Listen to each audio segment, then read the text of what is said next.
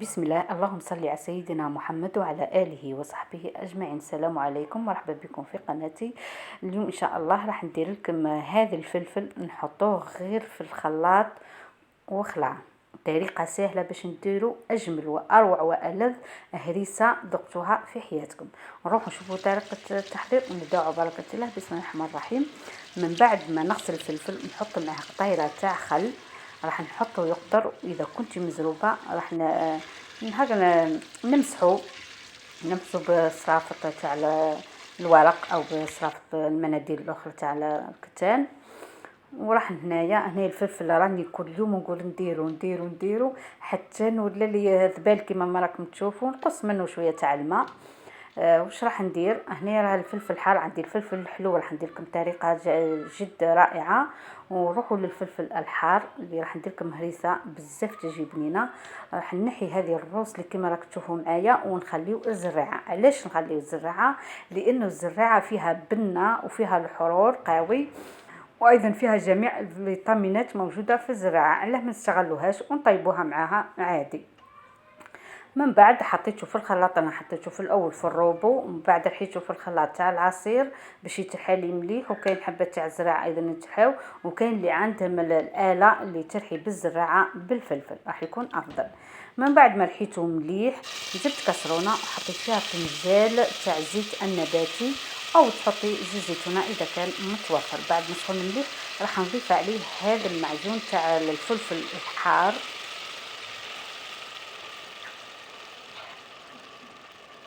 ونخليوه نتركوه ينشف شويه من الماء، ماشي بزاف لاني نحوس على القوام تاعو يكون شويه جاري. لان من بعد راح نزيد نعاود نغليه في اثناء عمليه التعقيم. هنايا غطيوه باش هكا الحرور هذاك ما يديرش في الدار كامله.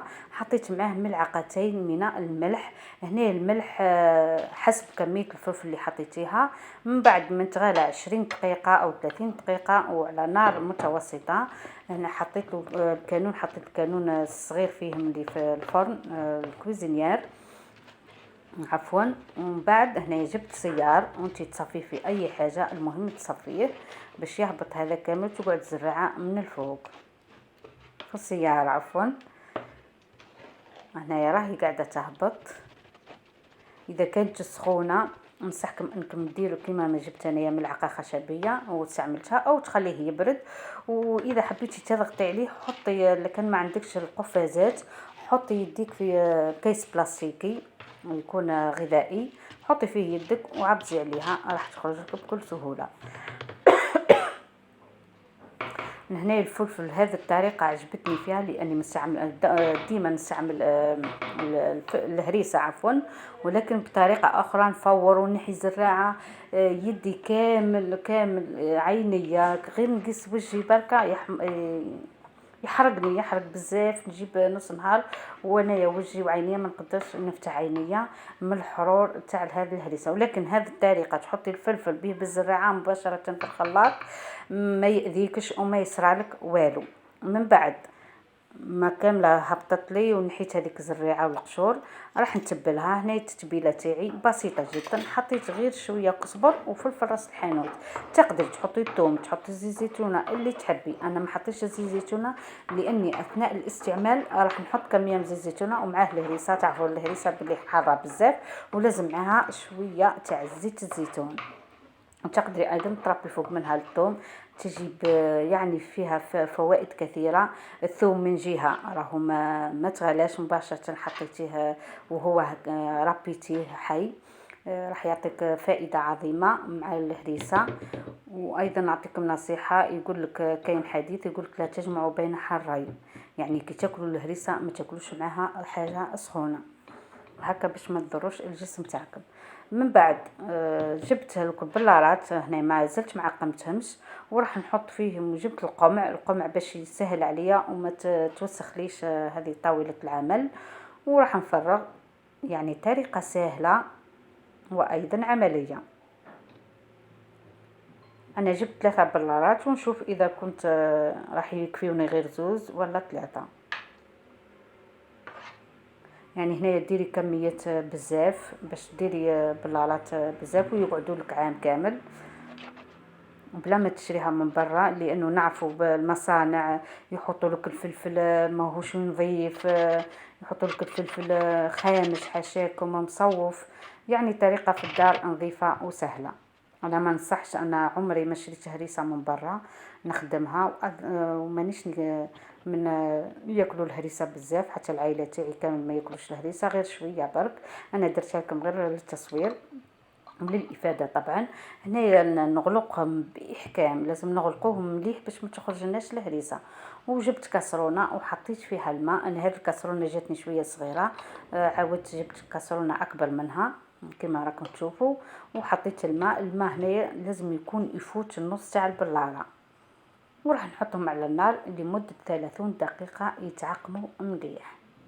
تقدري بهذه الطريقة تحطيهم مباشرة في الفرن، لكن تاع الغاز راح تكون اسهل. من بعد ما تغلاو وفاتت عليهم 30 دقيقة راح نمسحهم وراح نقلبهم على فمهم هكا باش نضمن باللي الهواء اللي داخل كامل راح يتسرب ويخرج، وتكون الهريسة تاعنا معقمة وايضا وتقعد لنا وما تخسرش لمدة عام كامل. واذا بديتي تستعملي في هذه الهريسة غطي البلالة كاملة من فوق بزيت زيتونة او زيت العادي. ان شاء الله بك تعجبكم هذه الطريقة وديروها وقولوا لي كيفاش جاتكم الهريسة تاعكم. راح نخليهم هنايا مقلبين بهذا الشكل اللي ليلة كاملة او 4 ساعات 3 ساعات ونخليوهم. هذه كانت الهريسه تاعي تاع النهار تاع اليوم، طريقه سهله وبلا ما تتاذي، ما تحرقك وجهك، ما يحرقك عينيك، ما يحرقك يديك. طريقه سهله وتبعوها. نروحوا للفلفل الحلو. انا واش درت فيه من بعد ما نحيت الزراعه وغسلته مليح طبعا ومع الخل، نحيت هذا الراس ونحيت الزراعه تاعو وحطيته في الكسكاس. انا هنا راح نفورو، يعني مش راح نديرو، لانه انا على هذاك ما فورتوش، لاني كي نفورو راح الدار كامله تولي فيها الحرور وكما قلت لكم يأذي بزاف. ولكن هذا راهو حلو. راح نحي الزراعه وراح نحطو الفور 7 فصوص من الثوم.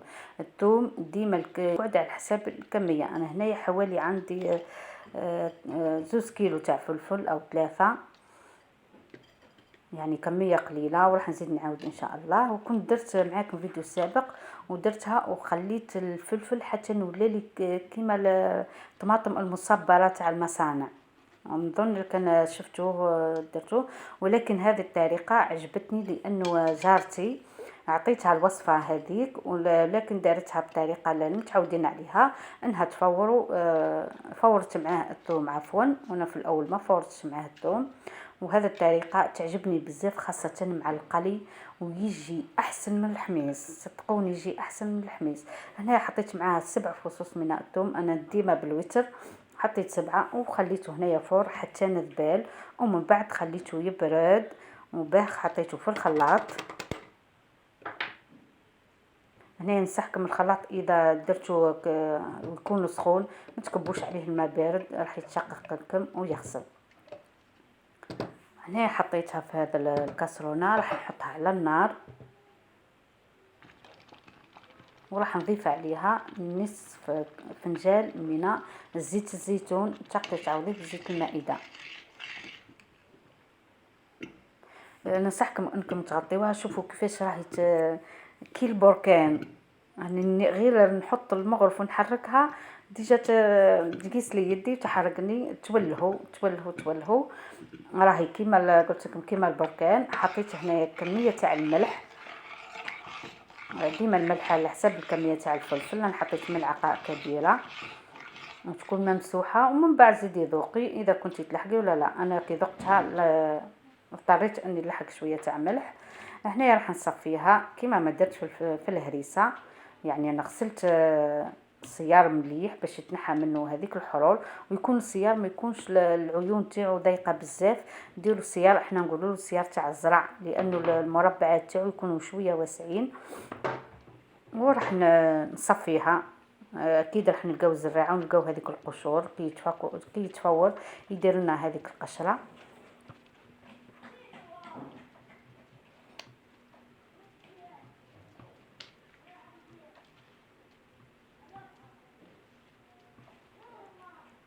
راح نرمي هاد القشور. يعني الطريقه تعجبني بزاف في هذا التحضير تاع الفلفل.